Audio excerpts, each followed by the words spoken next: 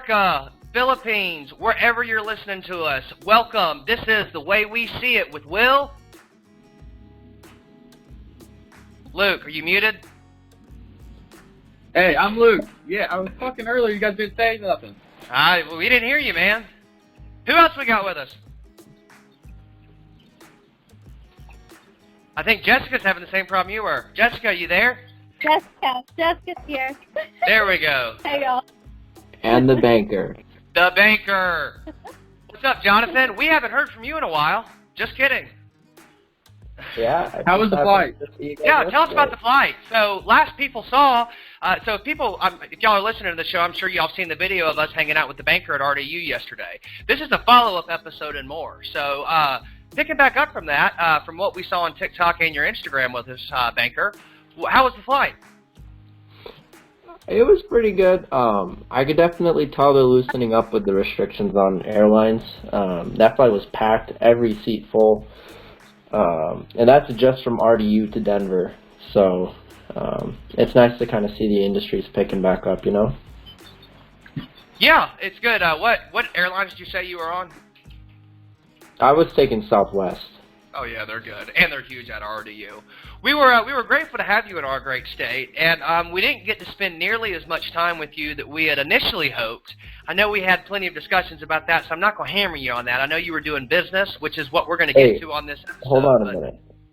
I actually spoke with Luke, so I back to the conversation we had. I might not be able to stop by on Memorial Day weekend, but the 4th of July is open. Luke, did we not say he was going to back out? So, all right, y'all may have heard. We have the 4th of July. Woo! It could be great. We can make that happen. On the mountains. Yeah, being in the South would be good for that. We can go wherever you want. So, anyway. Hey, we can take another trip to Blackhawk. Yeah, that's what we ought to do. We need to fly the show out there. Jonathan, so here's what we're going to do. As y'all know, Luke, it was episode 3 of this series. We flew out to Denver, Colorado. We met with Jonathan, who's here on the episode with us today, a.k.a. The Banker, and we did all kinds of crazy stuff that's on our Facebook and TikTok now, if y'all go look at that. But I think we ought to do a reunion trip there. We got. I know Jessica's flying around all the time anyway. You might just intercept with where she is for work, and it could just happen. Yeah, that'd be awesome. If you guys are out in Miami, Florida by next week, that's where I'll be. And then Denver, Colorado. I'll actually be out there sometime in June. Okay, give us those dates, and Luke, let's plan on that. Jonathan, we're going to get to you on June dates. We'll fly out to Denver and do a June episode. Hey, my birthday's in June. I think I have a week-long camp going on, too, so that'll be pretty awesome. Yeah. All right. Those June dates, give me them at least 2 weeks in advance, and I can make it work. We will. We'll post it on the Facebook for the show, too. So I want to be mindful of everybody's time tonight. We appreciate you guys hopping on this. We chose this episode for a special reason. Again, y'all have seen the Banker and Jonathan on social media. Y'all have probably seen him in business if you haven't already. We're doing this episode now. Jonathan, so you have a very, very interesting business proposition from what we've heard. We learned a little bit about it when Luke and I went out to do episode 3 of this series with you in Colorado. But I don't want to give it away here, but to ask the question, you're kind of like, I mean, if y'all have seen the movie War Dogs with Jonah Hill, I mean, that's kind of what it sounds like. And so we wanted to get you on here to clarify for us. So, my business partner Claude and I, about a year ago, came up with the idea of, there's an ammunition shortage in the U.S., and we wanted to help solve that problem. I've been hearing for a year that people can't find ammo. I mean, I don't know about you, Luke and Jessica, or if y'all bought ammo, but I mean, it's been hard to find, right? Well, on top of it, it's, ammunition is expensive right now. When I was out in North Carolina, we went shooting. I'd say like maybe 100 rounds of 9mm. You said that right, by the way. You didn't pronounce the G. You said shooting. Oh, shooting? Yeah. My inner southern or something from North Carolina. It rubbed off on me. But I swear, we spent around $180, 45 minutes just getting done. So, was it worth it? And I was like, that's ridiculous. Nobody should have to pay that. So basically, what Claude and I have done is we're looking to create a system to essentially sell ammunition. We're looking to find a way to get licensed to import ammunition to the U.S. And meet that supply demand. So just things like that. We hopefully eventually plan on running training courses and doing some federal contracting to the U.S. government. Just things like that. So That'd be awesome. Y'all are gonna take are y'all gonna take crypto? are we gonna take crypto? Yeah. Oh, we haven't gotten that far yet, but if you do buy the merch on the website, www.carolinarabbitcompany.com, I'm just saying, you can use PayPal, you can use any debit card, credit card, feel free. People have been attacking Elon Musk over the cryptocurrency in regards to whether he's trying to be selfless instead of selfish. I think it's crazy because any podcast, any video that he's ever taken, like he's like the people that I always look up to. But anything that he's ever said has always been for the benefit of somebody else. Like he could be building infrastructure for his entire family and creating an entire like town just for his family. But instead he's like doing all these outside products and things for the entire world. To me, that's just wild. But he's so big in cryptocurrency that it's funny because they think that he's using it for his advantage. That and Tesla. I don't know. I fell asleep watching the news, so I don't know too much in depth about that. Right when they were topicing that, but. No, I mean, I agree with you, though, Jessica, because, to be honest, I mean, every one of his projects, both nonprofit as well as his business ventures, are things that are furthering the development and progression for humankind. I mean, the tunnel systems that he's building through downtown, like under L.A. right now, that I'm sure y'all have heard about, he's going to spend most of his life fighting legal and engineering battles. Yeah, so when he's dead, our children have a better way of transportation. Like Exactly. And the AI biosynthesis that he's created, he literally conjoined that with his SpaceX system. Like, the AI biosynthesis is supposed to be, in case nobody knows what it is, it's supposed to be something that's installed into your brain where you'd be able to communicate on another level with other people. Like, you know how, like, women and men have a gray area when communicating? It'll completely get rid of that. Like, people with a lower IQ comparison to a higher IQ, like, they'll be able to dumb it down or, you know, make it to where it's where somebody with a higher IQ would be able to understand. So it's growth in itself, and on top of that, with his SpaceX, if we had that in our system, if there were such thing as aliens, then we'd be able to communicate with another species. And that, I don't know, I just think everything is for a purpose. He's the one that says that the world won't be here for another 22 years. So he's better preparing the entire world instead of just focusing on himself and his family with all of his money and intellect that he has. So I completely respect him for it. So you don't think he has to go with his family also? He's trying to leave I mean, too. I would did y'all see the picture? A couple of days ago, Musk tweeted out a photo. You remember, like, what was it, a year or so ago when they first launched the Falcon 9 rockets into space, and then they came back and, like, landed themselves for the first time? Yeah, the visible, that was the night flight or something. Yeah. Well, remember when they did that, he in the hub or the top of the rocket, they launched a Tesla into space with a mannequin in an astronaut suit strapped into it. And he tweeted a photo, like, just 2 or 3 days ago. If you go to Musk's and SpaceX Twitter account, they still have the live stream, you know, because that car's outfitted with all kinds of cameras and technology, because it's basically his satellite that he sent out there to find alien life form. And they still have the live feed going, and the photo that you can see from the astronaut's view and the car's windshield view of it just out floating in space. So he's literally out there, like, he has gone further than any government or world organization has yet to go, like, so far past any solar system, whatever, and still has the technology with all kinds of cameras around it monitoring for alien life form. It's so cool. That is wild. Hey, modern day Iron Man. I'm just saying. Yeah, Musk is Tony Stark. Starkey. For real. But better because he has more of a brain. Yeah. Yeah, Tony Wait, Stark had a but brain problem. That was right.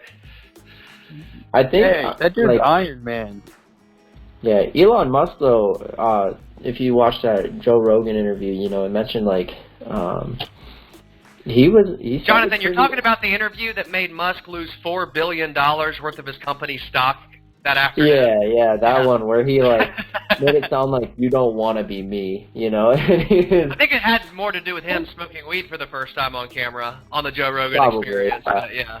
He doesn't care anymore though. He just does it now, you know. Like, I mean, I wouldn't either if I was in this position.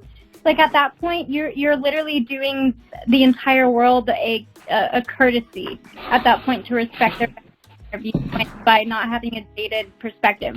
Like the only reason why people hated Trump was because he didn't give one single crap about anything.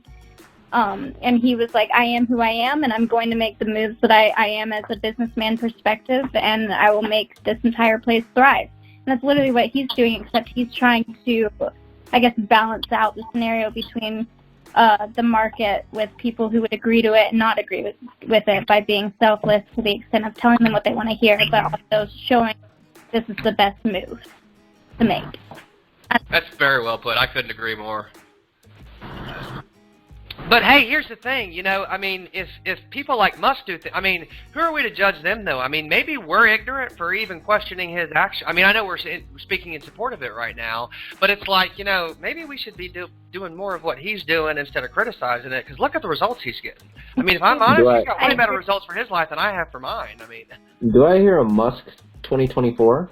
I would like that. You know, we started talking about this. You know, remember, you know, Musk took a $4 billion hit to his company's stock for smoking weed.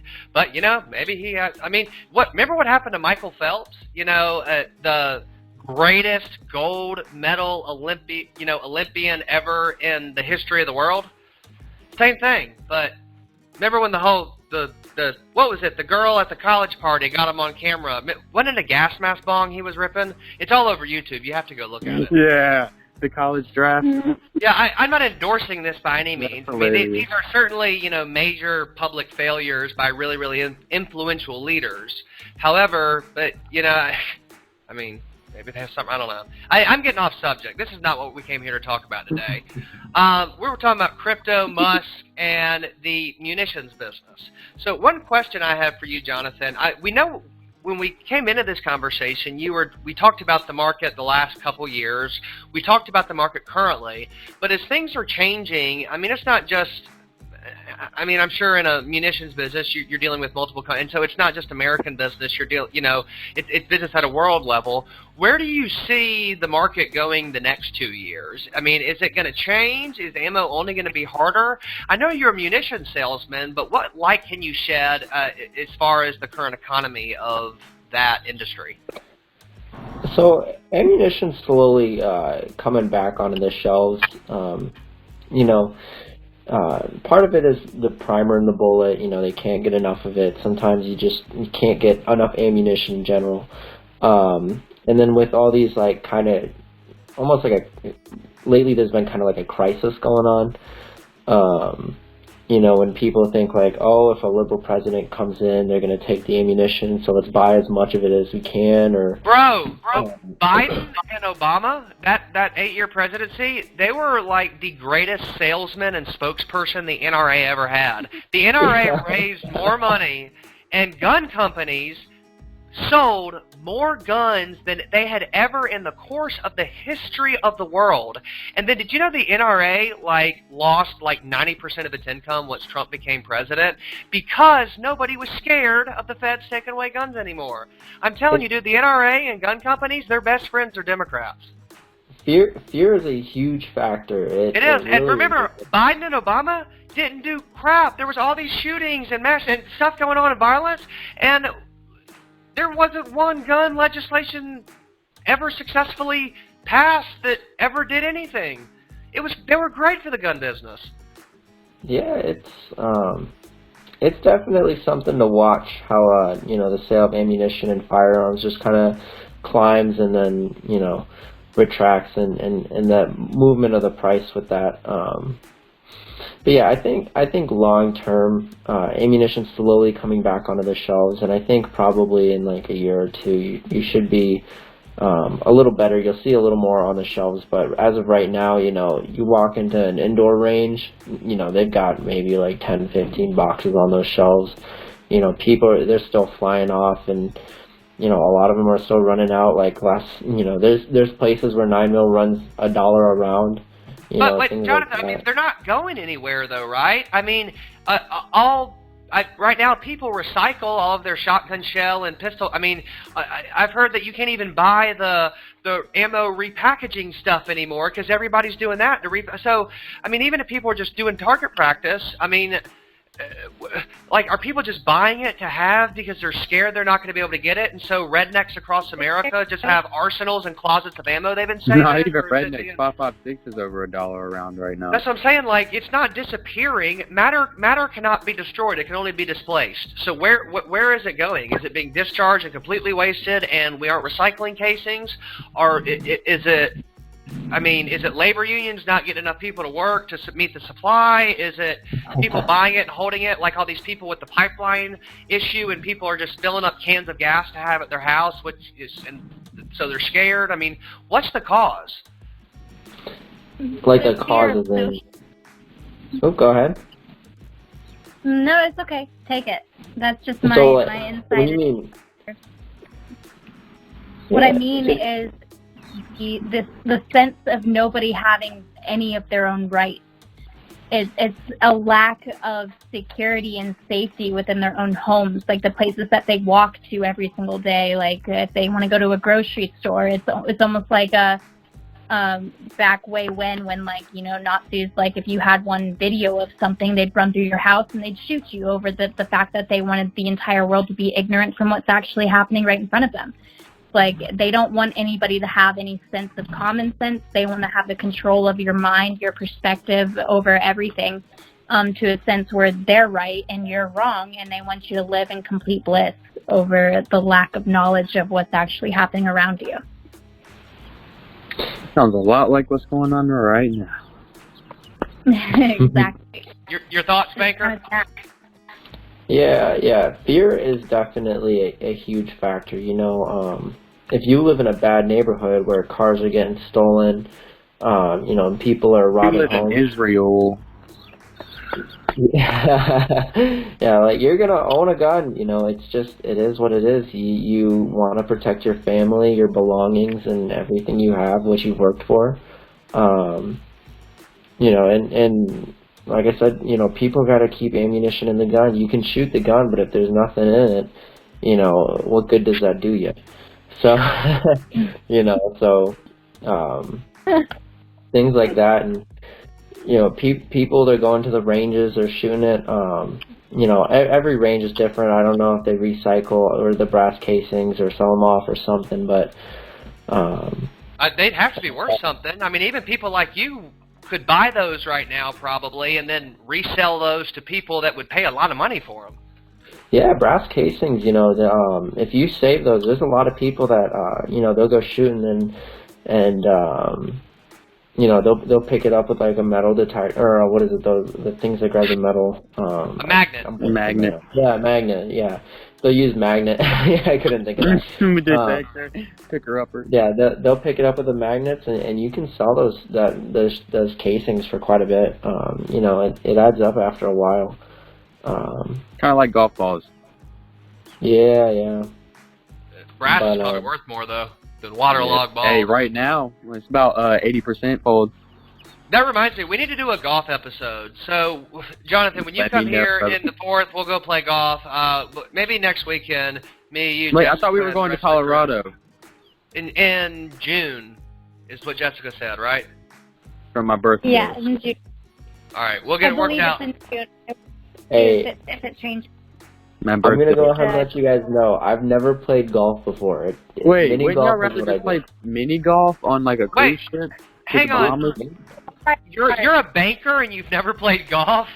I've never played golf before. No. All right, see, this is a show first. We're gonna do that then. All right. Hey, and for example, I live in Colorado and I've never gone skiing.